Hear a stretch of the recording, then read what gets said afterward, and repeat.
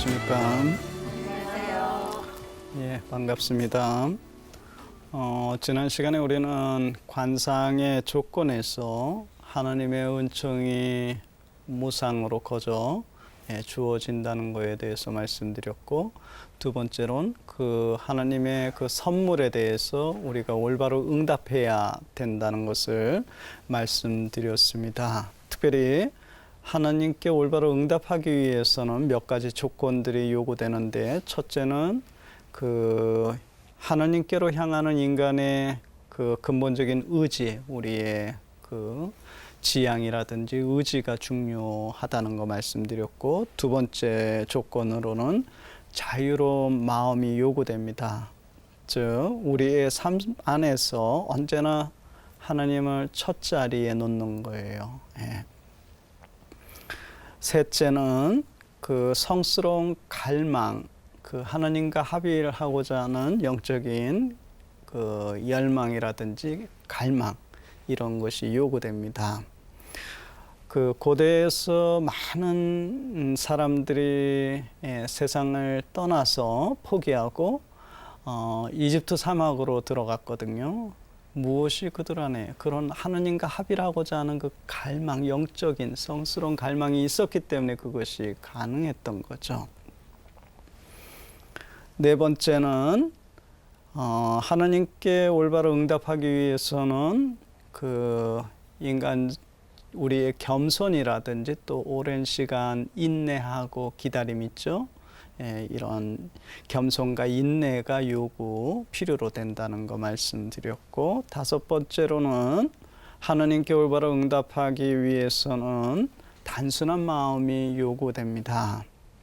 주님께서는 우리 모두가 어린이처럼 단순한 마음으로 하나님 나라를 받아들이기를 원하셨습니다. 예. 그리고 오늘 이제 여섯 번째로 그 하나님께 올바로 응답하기 위해서는 은총의 시간들에 충실해야 된다는 겁니다. 그분은 부족한 우리들을 당신과 함께하는 은총의 시간들에 언제나 초대하고 계십니다.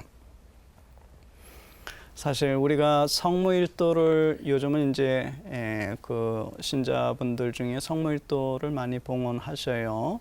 예, 그렇게 성모일도를 시간경을 봉헌할 수 있다는 것도 이것도 다 하나님의 초대죠.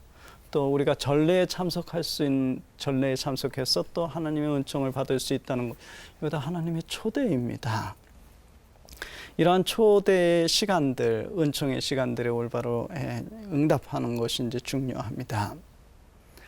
사실 이러한 시간은 관상을 위한 필요 충분 조건입니다. 관상은 이러한 예를 들면 교회의 그런 전례라든지 이런 거에 또 성사 생활이라든지 기도 생활에 적극 참여함으로써 조금씩 그것이 싹을 틔우고 또 이렇게 이제 열매를 이렇게 맺어 가는 거지, 갑자기 이렇게 어느 날 갑자기 이렇게 되는 경우는 이제 극소수의 사람들에게만 해당되죠. 이제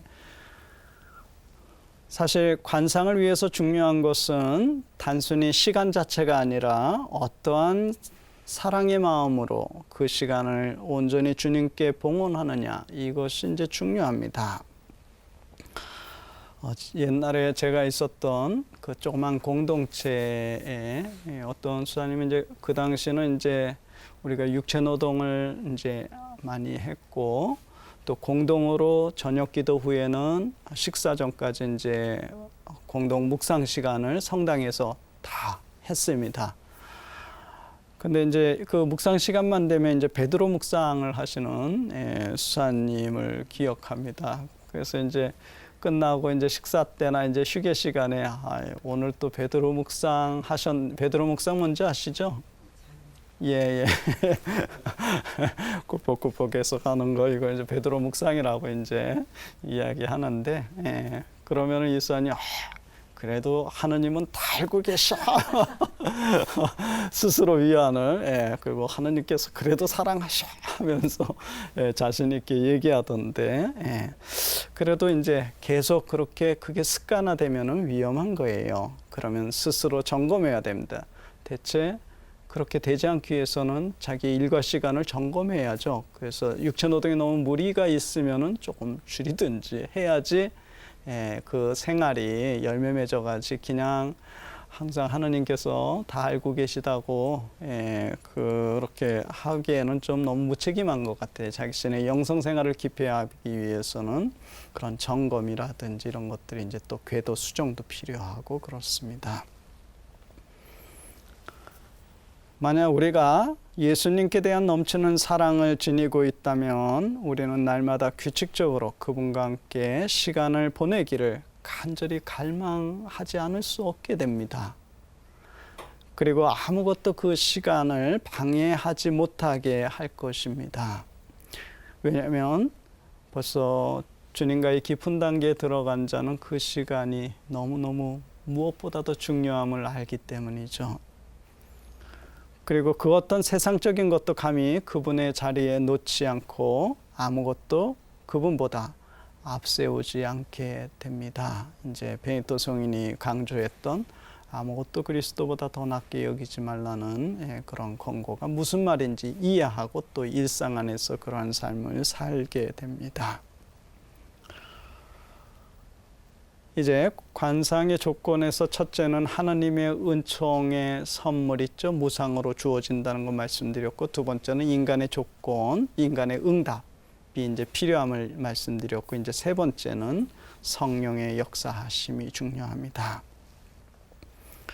죄에 떨어진 인간이 하나님과의 완전한 일치의 상태를 다시 회복하기 위해서는 성령의 역할이 절대적으로 필요합니다. 구약은 예언자의 시대였고 신약은 예수님의 시대고, 예수님이 가신 다음은 무엇을 우리에게 보내주셨어요? 파라클리토, 성령. 지금은 성령의 시대, 또 교회의 시대라고도 하죠. 죄를 지은 인간이 에덴 동산에서와 똑같이 감히 창조주를 다시 지복직관, 관상할 수는 없지만은 성령의 은총이 우리 마음 안에 충만히 부어지게 된다면 그것이 전혀 불가능하지도 않다는 사실입니다. 비록 인간의 이성은 죄 때문에 열매를 맺을 수는 없지만, 그러나 성령의 힘은 황폐한 땅을 다시금 비옥한 땅으로 만들기에 충분합니다. 그러므로 하나님과의 일치를 이루게 하는 이 성령의 능력과 은총이 바로 관상 생활에는 필수적임을 잊어서는 안 됩니다. 흔히 관상 생활을 하고자 하는 사람이 성령의 인도를 받지 않거나 성령을 무시한다면 그는 결코 하나님과의 깊은 단계로 나아갈 수 있나요, 없나요? 거의 불가능합니다. 그 예수님께서 공생활을 시작하시기 전에 먼저 어디로 가셨나요? 광야로 나가셨는데, 나가실 때 그냥 나가셨나요? 성령의 인도를 받아서 나간 거예요. 사막의 수도 교부들이 이집트 사막으로 또 광야로 또 황량한 곳으로 물러났을 때 그들은 누구의 인도를 받은 거죠? 성령.